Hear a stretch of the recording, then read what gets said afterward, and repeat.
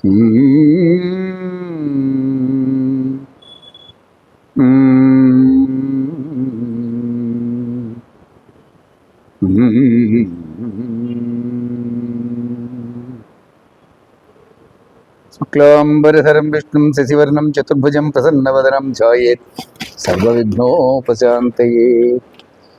అగజానన పద్మార్కం గజానన మహర్నిశం అనేకదంతం భక్తానాం ఏకదం తం ఉపాస్మహే.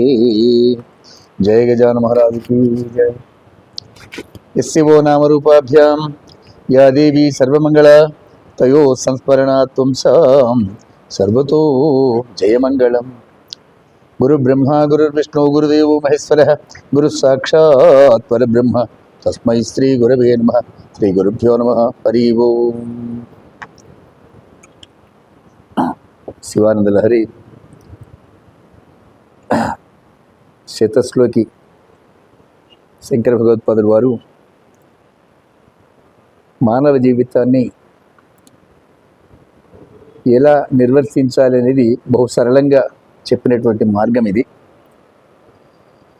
సంసారంలో ఉండేటువంటి ఒడిదుడుకులు, ఆరాట పోరాటాలు, వాటి మధ్య జీవుడు నలిగిపోతుండగా ఒకంత విశ్రాంతి ఇచ్చేటువంటి విధానం భక్తి అనేటువంటిది. ఆ భక్తి మార్గంలో భగవత్పాదులు వారు ఇచ్చినటువంటి శతశ్లోకిలో 28 శ్లోకాలు చెప్పుకున్నాము. 29వది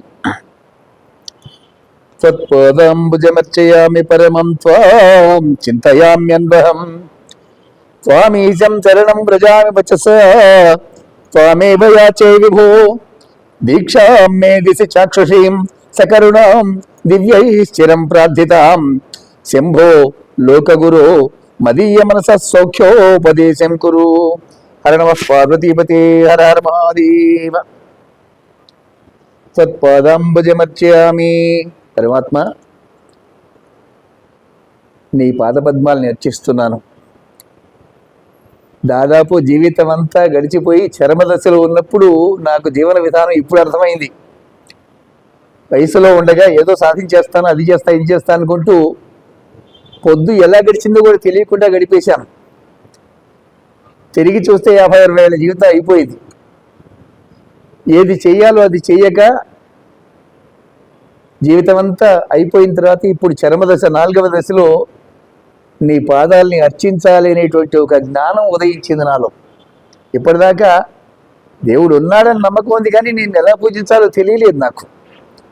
ఆ పూజా విధానం, ఆరాధన విధానం, తపస్సు, జపము, ఎలా నిన్ను కొలవాలి ఏం తెలియలే. ఏదో అర్జెంటుగా ఒక నమస్కారం ఇట్లా చేసుకుని రోజు నా కార్యక్రమాల్లో పడిపోయాను. ఇప్పుడు కదా కాస్త అర్థమవుతున్నది. నీ పాదాలని ఆశ్రయించిన వారికి కదా మనశ్శాంతి లభించేది, సుఖం లభించేది. ఇప్పుడు అర్థమైంది స్వామి. అర్థమైన తర్వాత నీ పాదాలని వదిలే ప్రసక్తి లేదు. త్వత్పాదాంబుజమర్చయామి పరమం. పరమ సుఖమైనటువంటిది శివపాదార్చన. శివుణ్ణి ఎవరైతే ఆశ్రయించి ఉన్నాడో, శివపాదార్చన ఎవరైతే చేస్తున్నాడో, ఎవడు తలుస్తున్నాడో వాడికి జీవితంలో ఉండే సమస్యలన్నీ కూడా వాడిని బాధింపజాలవు. సుఖంగా గడిపేస్తాడు జీవితం అంతా కూడా. అదే సంసారమే, ఇంతకాలం అందులోనే ఉన్నాడు. కానీ అప్పటికిప్పటికి తేడా. అప్పుడు ప్రతి సమస్యతో నువ్వు పోరాడుతూ అలసిపోయాడు, చికాకు. కానీ ఇప్పుడు అవే సమస్యలే, అంతగా పెద్దగా బాధించట్లేదు. సమస్య వెనకాలే దాని పరిష్కారం కూడా ఉంటుంది. అది ఇప్పుడు అర్థమైంది నాకు. ప్రతి సమస్య వెనకాల పరిష్కారం వెంటనే ఉంటుంది. మనం కంగారుతో ఆ సమస్య మాత్రమే గమనిస్తున్నాం, పరిష్కారం ఆలోచించట్లేదు. అది ఇప్పుడు అర్థమవుతోంది. పరమాత్మ, నిన్ను ఆరాధించడం మొదలెట్టిన తర్వాత నాకు కాలం యొక్క విలువ తెలుస్తున్నది. కాలాన్ని తెలుసుకోకుండా ఏదో సాధించేద్దామనే ఆరాటంలో కాలం గడిపేశాను నేను. కాలం గడుస్తూనే ఉంటుంది. కొందరికి కష్టాలతో గడుస్తుంది, కొందరి సుఖాలతో, కొందరికి భోగాలతో, కొందరికి రోగాలతో కాలం గడుస్తూనే ఉంటుంది. ఎలా గడిచిందనేది కదా, నీకు ఇచ్చిన ఆయుష్ను ఎలా గడిపామనేది కదా సమస్య. అక్కడ 100 ఏళ్ళ ఆయుష్ ఇచ్చాడు పరమాత్మ. ఆ 100 ఏళ్ళు నువ్వు ఎలా గడిపావనేది పైకి వెళ్ళాక తెలుస్తుంది ఇక్కడ. ఇప్పుడు కదా కాలం యొక్క విలువ తెలుస్తుంది. నిన్ను అర్చించడం మొదలెట్టిన తర్వాత కాలస్వరూపుడు నీ మహిళ తెలుసుకోగలుగుతున్నాను పరమాత్మ. పరమం అద్భుతమైనటువంటి నీ పాదార్చన నాకు అర్థమైంది ఇప్పుడు. చింతయామి త్వాం చింతయామి, నిన్ను గురించి ఆలోచిస్తున్నాను. ఇప్పటిదాకా నా గురించి ఆలోచించాను. నా పెళ్ళాము, నా పిల్లలు, నా వాళ్ళు, నా ఇల్లు, నా వాకిలి అని ఆలోచిస్తూ శరీరం దస్సిపోయింది, అలసిపోయింది, స్తబ్దత, సంసారం మీద విసుగు. వీళ్ళ కోసమా ఇన్నాళ్ళు పరిశ్రమ చేసింది అనిపిస్తూ ఉంటుంది. ఇప్పుడు నీ గురించి నా గురించి ఆలోచన మానేశాను. పరమాత్మ నా ఒక్క పిల్లని 2 పిల్లల్ని పోషించడానికే ఎన్ని మోసాలు, ఎన్ని అబద్ధాలు, ఎంత శ్రమ, ఎంత కష్టపడ్డానో. ఈ సకల భువన బ్రహ్మాండాలన్నింటినీ పోషిస్తున్నటువంటి నీ గురించి ఇప్పుడు నేను ఆలోచిస్తున్నాను. ఎలా చేయగలుగుతున్నావు ఇవన్నీ కూడా? త్వాం చింతయామ్యన్వహం అన్వహం. ప్రతిరోజు కూడా నీ గురించి ఆలోచన మొదలెట్టారు. ఇప్పుడు నా సంసారాన్ని పట్టించుకోవట్లేదు. ఎందుకంటే ఎవరిది వాళ్ళు ఈత నేర్చుకున్నారు, ఈత కొడుతున్నారు వాళ్ళ సంసారాల వాళ్ళు. స్వామీశం శరణం వ్రజామి. ఈ యావత్తు విశ్వానికి నువ్వు ఈశ్వరుడివి, యజమానివి. ఈశ అంటే యాజమాన్యం. సమస్త విశ్వానికి నువ్వు యజమానివి కదా. స్వామీశం శరణం వ్రజామి. నిన్ను శరణ వేడుకుంటున్నాను పరమాత్మ, శరణాగుతున్నాను. ఇప్పటిదాకా నేను అది చేస్తా, ఇది చేస్తా అనుకుంటూ పోరాడుతూనే ఉన్నాను. ఏది చేయలేకపోయా. 30 తిని పడుకున్న వయసు అయిపోయింది. ముసలితనం వచ్చింది, ముసలితనం పాటు రోగాలు కూడా వచ్చాయి.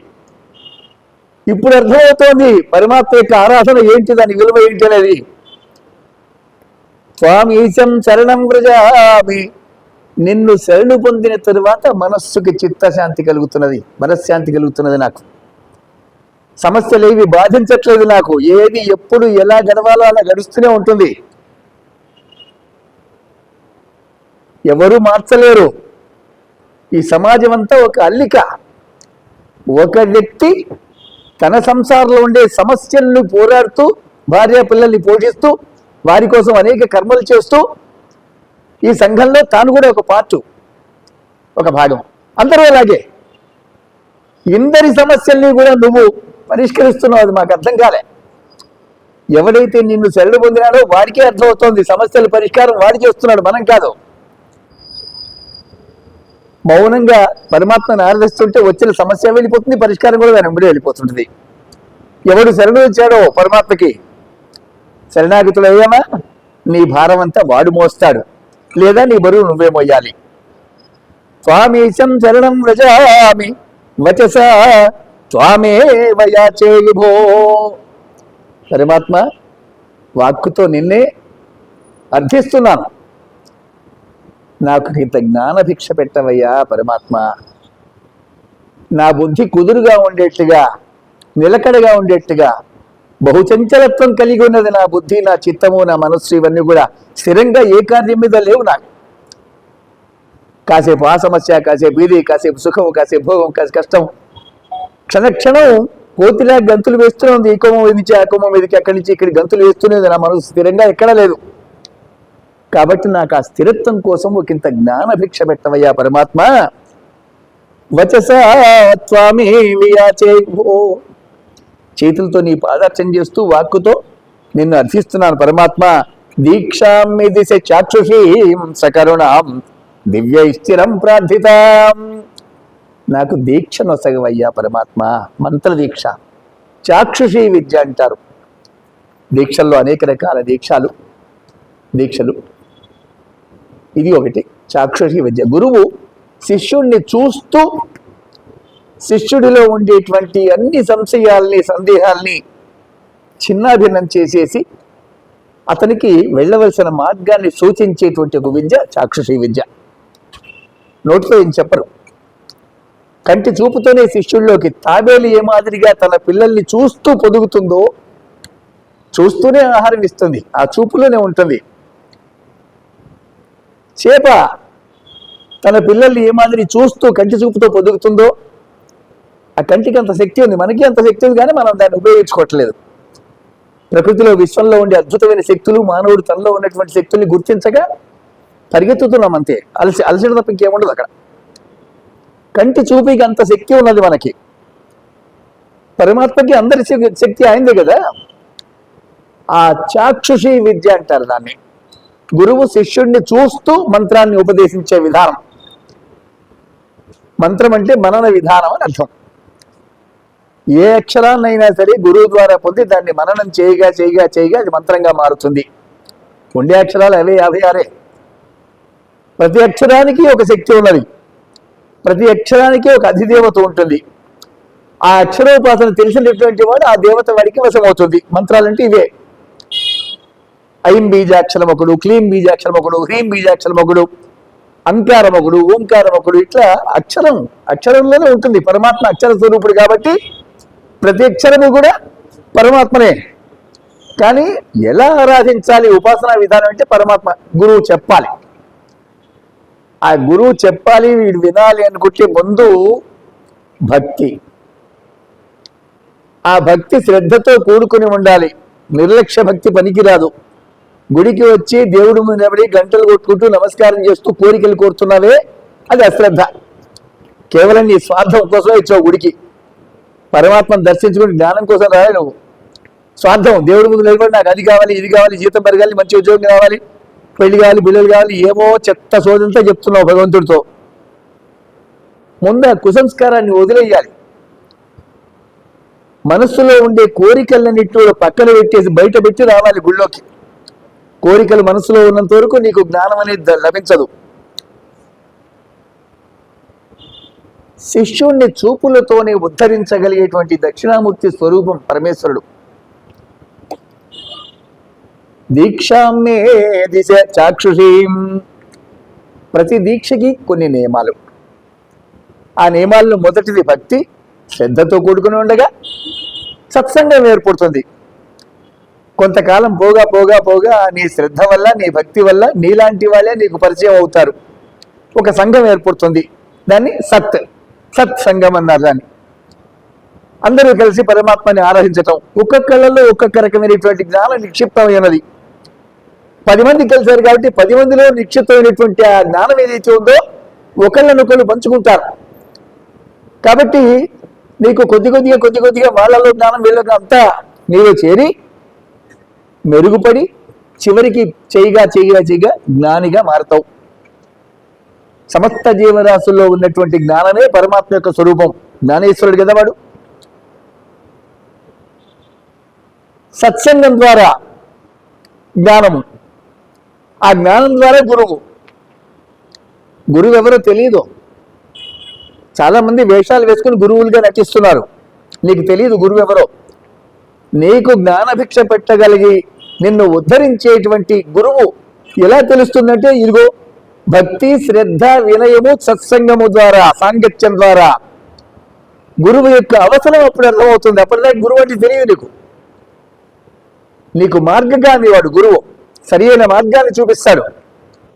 జీవనయాత్ర సాగిస్తున్నావు కదా, నీ గమ్యం ఎటువో మీకు శ్మశానం వైపుగా, వైకుంఠమా, కైలాసమా, స్వర్గమా, సాహిత్యమా, నీ మార్గం నీకే తెలియదు. బతికేస్తున్నావు అంతే. గమ్యం లేకుండా బతుకుతున్నావు. ఎప్పుడైతే గురువు లభిస్తాడో గమ్యాన్ని ఇస్తాడు గురువు. ఆ గమ్యాన్ని చేరుకునేటువంటి మార్గం చూపించే సద్గురువు దక్షిణామూర్తి స్వరూపుడు అర్థం అవుతాడు. అప్పుడు గురువు ద్వారా జ్ఞానాన్ని పొందాలి. అటువంటి జ్ఞానము మంత్రం ద్వారా. ఆ మంత్రం మనన విధానం. ఆ మనన విధానం గురువు చెప్తాడు దక్షిణామూర్తి. దీక్షామ్మే దిశ. ఏ దీక్షకైనా నియమాలు ఉంటాయి. అన్న నియమాలు, కాల నియమాలు. ఎప్పుడు పడితే అప్పుడు, ఎక్కడ పడితే అక్కడ తినటం, ఏది పడితే అది తినటం, ఇవన్నీ మాని నియమానుసారంగా ఆహారాన్ని గ్రహించాలి. లోపల పరమాత్మ ఉన్నాడు శరీరంలో మనకి. వాడిని అర్థం చేసుకోవడానికి కాల నియమాలు తెలుసుకోవాలి మనం. ఏ కాలంలో జాగ్రత్త అవుతున్నది నా జ్ఞానము, ఏ కాలంలో ముడుచుకుంటుంది. అన్న నియమాలు, కాల నియమాలు రెండు అర్థమైన తర్వాత ఎప్పుడు పడితే అప్పుడు అభోజ్య పదార్థాలు తినకుండా, ఎప్పుడు పడితే అప్పుడు నిద్రపోకుండా, రాత్రి 12, 1 గంట 2ంటికి పడుకుని పొద్దున 9, 10ంటికి లేస్తే నీలో ఏ జ్ఞానము రాదు. ముడుచుకుపోతాయి మెదడులో ఉండే సెల్స్ అన్ని కూడా. జ్ఞాన మార్గానికి సంబంధించినటువంటి ఆ సెల్స్ ఏవైతే ముడుచుకుపోతాయి. అవి నీ జ్ఞానం అవ్వదు. తెలివితేటలు ఉంటాయి, గొప్పలు ముంచే తెలివి. వాడిని వీడిని మోసం చేసి తెలివితేటలు ఉంటాయి, జ్ఞానం ఉండదు. ఎప్పుడైతే ఈ కాల నియమాలు, అన్న నియమాలు తెలుసుకున్నావో, చన్నీళ్ళు స్నానం చేయటము, నేల మీద పడుకోవటము, కాలాన్ని గుర్తించి కాలానుగుణంగా ఏ పెద్దలు చెప్పారో ఆ కర్మలని యథావిధిగా చేయటము, ఇట్లాంటి ఒక నియమబద్ధమైనటువంటి ఒక జీవితం. అప్పటిదాకా ఏ నియమాలు లేకుండా ఆకలిస్తే తిన్నావు, నిద్రస్తే పడుకున్నావు.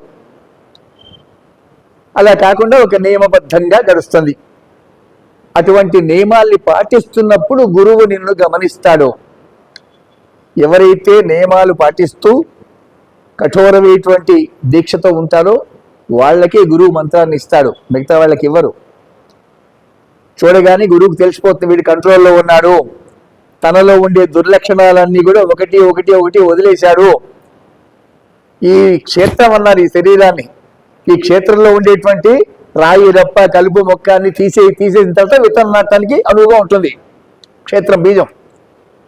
ఆ బీజావాపనికి శరీరం చక్కగా శుద్ధి చెందింది అని గురువు చూడగానే తెలుసుకుంటాడు. అప్పుడు మంత్రం, బీజ మంత్రాలే కదా, బీజమే కదా అది, అప్పుడు నీ శరీరంలో నిక్షిప్తం చేయబడుతుంది గురువు ద్వారా. ఇది దీక్షా నియమాలు. దీక్షా మిదిశ చాక్షుషి సకరుణాం దివ్యై స్థిరం ప్రార్థితాం. దేవతలు ఎంతో కాలం నుంచి వాళ్ళు నిన్ను ప్రార్థిస్తున్నారు. చాక్షుషి విద్య పరమాత్మ యొక్క అనుగ్రహం పొందడం కోసం దివ్యులు ఎంతమందో ప్రయత్నిస్తున్నారు. పరమాత్మ నాకు ఆ చాక్షుషి విద్య మంత్రదీక్ష ఇవ్వమని వేడుకుంటున్నాడు వీడు. దీక్షా మే దిశ చాక్షుషీం సకరుణాం దివ్యై స్థిరం ప్రార్థితాం శంభో. సమస్త భువనములకి శాంతిని కలుగజేసేవాడు కాబట్టి వాడిని శంభు అంటారు. శంభో లోకగురో.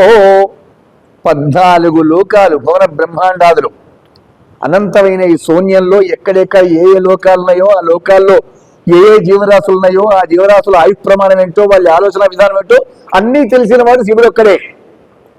అందుకనే వాడిని లోక గురువు అంటారు. విశ్వగురువు అని, లోక గురువు అని, దక్షిణామూర్తి అని వాడి పేర్లు శివుడికి. శంభో లోక గురో. ఇక్కడ ఉండేవాళ్ళు, భూలోకంలో ఉండేవాళ్ళు ఈ సంసారం నుంచి గట్టెక్కే మార్గం వరకే వాళ్ళ పరిధి. పరమశివుడు అలా కాదు, అన్ని లోకాల్లోనూ తన యొక్క ఆ దివ్య స్వరూపం, జ్ఞాన స్వరూపాన్ని ప్రకాశింపజేసేటువంటి వాడు శివుడు. అందుకనే వాడిని లోక గురు అన్నాడు. శంభో లోక గురో మదీయ మనస సౌఖ్యోపదేశం కురు. నా మనస్సుకి సుఖకరమైనటువంటి ఉపదేశాన్ని ఇవ్వవయ్యా పరమాత్మ. నా మనస్సు బహుచంచలమైనటువంటిది, స్థిరంగా ఎక్కడ ఉండటం లేదు, సంసారం పట్ల ఆసక్తి తగ్గటం లేదు, ఏమీ లేదు, అదే తిండి అదే పడక అదే సుఖం అదే పిల్లలే. కానీ ఆసక్తి పోవటంలే. 50-60 ఏళ్ళు సంసారం అనుభవించినా కూడా తృప్తిగా లేదు జీవం. ఇంకా ఏదో తినాలి, ఇంకా ఏదో కట్టుకోవాలి, ఇంకేదో భరించాలి, ఇట్లాగే ఉంటాయి కోరికలన్నీ కూడా. కాబట్టి నా చిత్తానికి ఒక ఇంత శాంతిని కలిగించేటువంటి ఆ దీక్షను ప్రసాదించమని వేడుకుంటున్నాడు. త్వత్పాదాంబుజమర్చయామి పరమం త్వాం చింతయామ్యన్వహం త్వామీశం శరణం వ్రజామి వచసా త్వామేవ యాచే విభో. నిన్ను మాత్రమే యాచిస్తున్నాను పరమాత్మ. ఏది అడగాలన్నా పరమాత్మనే అడగాలి, మిగతా వాళ్ళని అడగకూడదు. ఇక్కడి వాళ్ళు ధనవంతుల్ని పోయి వాడు ఏదో ఇస్తా అంటే వాడు ఎందుకు ఇస్తాడు నీకు, వాడు నీ చేత అడవైన చాకరీ చేయించుకుంటాడు, వాడు ఇచ్చేది తక్కువ చేయించుకునేది ఎక్కువ. అందుకని ఎవరిని ఏమి అడక్కున ఆయన అడిగేది పరమాత్మనే అడుగు, వాడే ఇస్తాడు. వాడే కదా నీకు జన్మనిచ్చింది, నీకు శరీరాన్ని ఇచ్చింది, బుద్ధినిచ్చింది, ఆలోచనలు ఇచ్చింది, భార్యనిచ్చాడు, పిల్లల్ని ఇచ్చాడు, సంసారాన్ని అంతా వాడే ఇస్తున్నాడని. వాడిని కొలవటం తప్ప మిగతా పనులను చేస్తున్నావు. కాబట్టి శంభో లోక గురు మదీయ మనస సౌఖ్యోపదేశం కురు. పరమాత్మ నా మనస్సుకుండి చిత్త చాంచల్యాన్ని తొలగించి స్థిర చిత్తాన్ని ప్రసాదిస్తూ నాకు మంత్రదీక్షను పెట్టవయ్యా. ఆ మంత్రదీక్ష ఒకసారి లభించిన తర్వాత మననం చేయగా చేయగా చేయగా చేయగా ఆలోచనలు, భావాలు, ఇంద్రియాలు అన్నీ కూడా ఆ మంత్రాక్షరంలో లీనమైపోతాయి. ఏదైతే అక్షరం నీకు గురువు ఇచ్చాడో ఆ అక్షరం లోపల అన్ని ఇమిడిపోతాయి. నీ సంసారం అంతా అందులో ఇమిడిపోతుంది. ఇక నువ్వు ఉండవు, మంత్రం మాత్రమే ఉంటుంది. ఆ మంత్రం అక్షరం. అక్షరం అంటే పరమాత్మ, అక్షరము కానటువంటిది. పరమాత్మలోనే సంచారం మొదలవుతుంది నీకు. పరమాత్మ ఆనంద స్వరూపుడు కదా, ఆనంద భైరవుడు వాడు. పరమాత్మలో లీనమైన నువ్వు భగవంతుడు ఏ ఆనందాన్ని అనుభవిస్తున్నాడో నువ్వు కూడా అదే ఆనందాన్ని అనుభవిస్తున్నావు. ఎందుకంటే వాడిలోనే ఉన్నావు కదా నువ్వు. ధనవంతుల ఇళ్లలో పనిచేసేటువంటి ఒక వ్యక్తి ఆ ధనవంతులు ఏ సుఖాన్ని అనుభవిస్తున్నారో వాడు కూడా అదే అనుభవిస్తున్నాడు. వాళ్ళ ఇంట్లో తిండి విడుతుంటున్నారు కదా. అదే ఒక పేదవాడి ఇంట్లో ఉన్నావు అనుకో, ఆ దరిద్రమంతా నువ్వు అనుభవిస్తావు. నువ్వు ఎక్కడ ఉన్నావనే ఇక్కడ నువ్వు పరమాత్మ లోపలే ఉన్నావు కాబట్టి పరమాత్మ ఆనంద స్వరూపుడు, వాడికి దుఃఖం ఉండదు. వాడిలో సమస్త సుఖములు ఆనందంగా స్థిరంగా నిలకడగా అనుభవించేవాడు పరమాత్మ. వాడిలోకి నువ్వు లీనం అవ్వంగానే, ఐక్యం అవ్వగానే అదే ఆనందాలు నువ్వు కూడా అనుభవిస్తావు. నిలకడైనటువంటి స్థిరమైనటువంటి ఆనందం, ప్రశాంతమైన ఆనందం. మనకి ఇప్పుడు కలుగుతున్న ఆనందాలన్నీ కూడా కాసేపు ఉండి కాసేపు వెంటనే మళ్ళీ దుఃఖం వస్తుంది, మనకి ఏదో సమస్య వచ్చేస్తుంది. పరమాత్మ ఏంటంటే ఉండదు. ఆనందం నిలకడగా ఉంటుంది, స్థిరంగా ఉంటుంది, ప్రశాంతంగా ఉంటుంది, ప్రసన్నంగా ఉంటుంది ఆనందం. అటువంటి ఆనందాన్ని అనుభవించేటువంటి ఆ ఈశ్వరుడి యొక్క అక్షర స్వరూపంలో నువ్వు లీనమైపోయినావు. నువ్వు, నీ భావాలు, నీ ఆలోచనలు అన్నీ కూడా లీనమైపోయినాయి. నువ్వు లేనిక నేను అనేది నశించాలి ముందు. ఇక్కడ ఆ నేను అనేది ఉన్నంత వరకు నేను అది చేస్తా, ఇది చేస్తా, ఏదో చేయబోతున్నా, ఇట్లాగే ఉంటాయి నీ ఆలోచనలు. నేను నశించిన తర్వాత ఏముండదు, ఉన్నదంతా ఈశ్వరుడు ఒక్కడే, నిరాకార పరబ్రహ్మం. ఆకారాలన్నీ నశించిపోయినాయి, మహాశూన్యంలో లీనమైపోయినాయి ఇంద్రియాలన్నీ కూడా. కాబట్టి నీకు దుఃఖం అనేది ఉండదు. అటువంటి ఈశ్వరారాసనలో సరళంగా అందరికీ అర్థమయ్యే రీతిలో ప్రతి ఒక్కరు కూడా అనుసరించేటువంటి మార్గంలో చెప్పబడ్డ ఈ శివానంద లహరిలో ఇది 29వ శ్లోకం మనం చెప్పుకుంటాము. తత్పదాంబుజమర్చయామి పరమం త్వాం చింతయామ్యన్వహం త్వామీశం శరణం వ్రజామి వచసా త్వామేవ యాచే విభో దీక్షాం మే దిశ చాక్షుషీం సకరుణాం దివ్యైశ్చిరం ప్రార్థితాం శంభో లోకగురో మదీయ మనస సౌఖ్యోపదేశం కురు. హర నమః పార్వతీపతే, హర హర మహాదేవ.